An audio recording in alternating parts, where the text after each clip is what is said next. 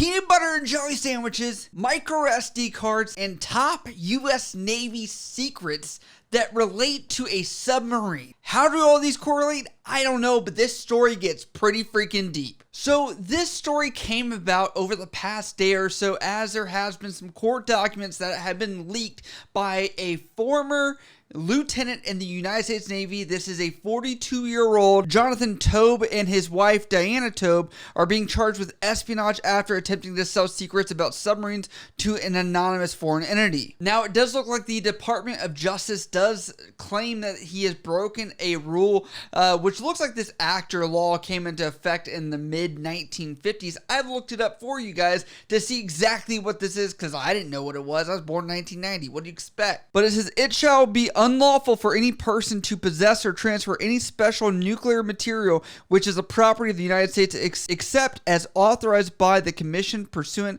to subsection 53A, transfer or receive any special nuclear material in interstate commerce except as authorized by the Commission pursuant to subsection 53A, or export from or import into the United States any special nuclear material. Now, it looks like Jonathan Tobe did this for over a year, and what's even more interesting is he is a veteran and he's 42 years old, but you're thinking like that must have been a while back. No, Jonathan was actually in the U.S. Navy up until December 19th, 2020. So not even a year ago, he was still active duty. And it looks like he probably was some kind of intel or nuke officer of some kind. They haven't talked about that, but I'm assuming that's how he still had access to this stuff. Now, it looks like the NPR has actually covered this and cited some of the court documents. One of them says this: according to documents, it says that it was documents concern the design of nuclear-powered warships. Investigators have said back in April 1st, 2020, there was a package sent to an unknown location attempting to establish a covert relationship with a foreign representative and was return addressed to Pittsburgh, PA. It does look like this package that was sent over there did contain some sample letters of what could be offered in the future. Court documents are quoted saying the package contained U.S. Navy documents, a letter containing instructions, and an SD card containing specific instructions on how Country 1 should respond using an encrypted communication platform and additional documents. And he goes on to say, I apologize for this poor translation into your language. Please forward this letter to your military intelligence agency. The letter handed over to the FBI said, I believe this information will be of great value to your nation. This is not a hoax. I hope you're enjoying the video so far. If you want to see more content, make sure you hit the subscribe button and notification bell. That way you get reminded of the next update. They do not ever disclose which country this was supposed to go to, or if it's multiple countries, anything like that. But like I mentioned in the beginning of this video, this does get kind of funny because you're like, how do all these relate? But how this unfolds makes the story crazier and crazier. So it looks like the FBI was actually leading on to this guy back in April 2020, had some ideas there, and they were communicating with him through encrypted messaging.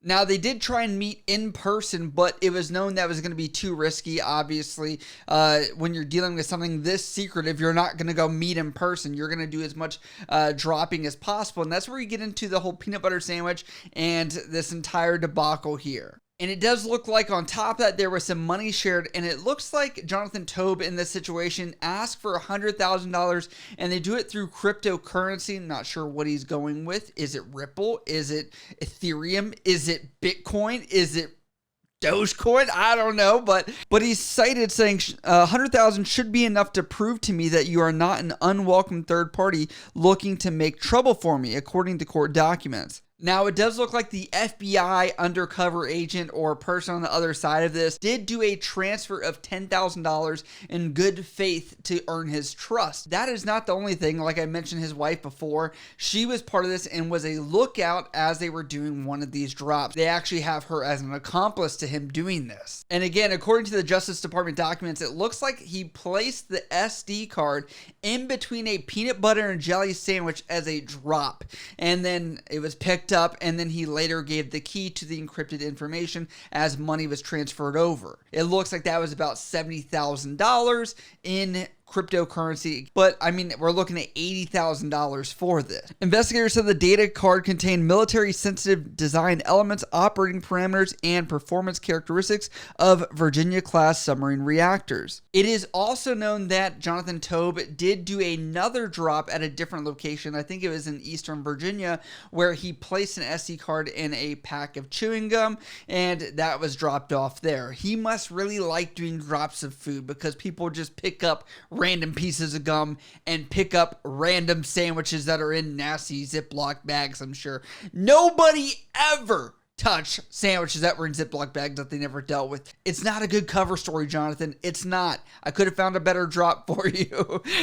I just think it's the dumbest way to do it. SD cards are already how tiny? You know, they're hard to see anyway. And that SD card also included information on reactors on submarines and things like that as well. So it does look like there's enough evidence here to charge him. It looks like their first day in court is going to be Tuesday of this upcoming week, and it does look like the prosecution is not wanting them to be released at all in between that time, and pretty much is saying that they could be on the run, or they would be a highly likely candidate of being on the run during this time. Now, it does look like the three agencies that worked together for this was the Department of Justice, NCIS, and on top of that was the Environmental Protection Agency, which does have jurisdiction over this type of material and stuff per that law that I cited in the beginning of this video.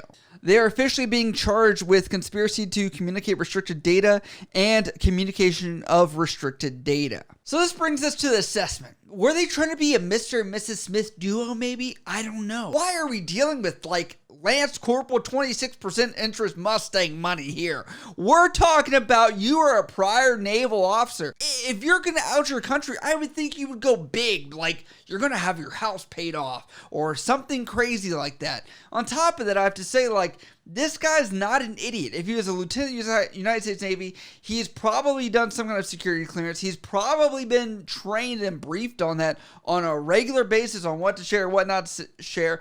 I do want to say military do get trained on that, and that's done annually. Oh yeah, by the way, it's after October 1st, do your training. Every time I've ever seen or heard of this, it's usually from someone that's like some contractor or government service employee. I rarely hear about it from like a military person's actually active duty. And as somebody that has this many years of service like he did, and knowledge and information, being 42, a little bit wise, you're probably knowing they want to know your first pet you ever had. They have a pulse on you. You are very easily identifiable and easy to be found on the internet. It's not hard. This is not like 1970s anymore. So you dug your own grave. And according to sources, it does look like he could be in jail for up to his entire life. So pretty much, yeah, we're going to see how this turns out Tuesday when all this starts to unfold. And I do want to say as well, what do you guys think about this? What do you think about the trouble that he's in? Do you think this warrants him going to prison for the rest of his life? Let me know down in the comments below.